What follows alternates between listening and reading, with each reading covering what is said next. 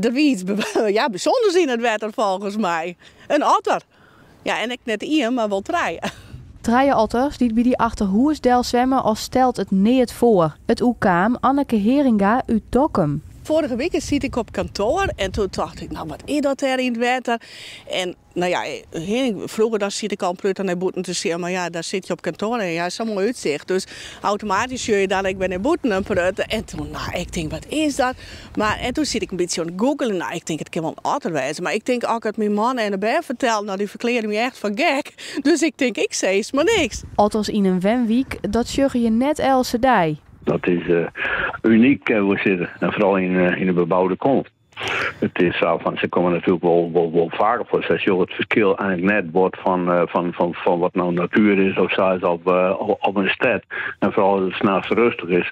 Maar dan hoe dat je komt, dat is wel heel bijzonder. Zo bijzonder dat Anneke het net met 10 lowen woe en op ziegang naar oren mogelijkheden. Ik dacht een musketrot of ik weet het niet. Maar het wie geen musketrot, maar een stutje. Dus dat weet ik net. Wat het dan wel wie?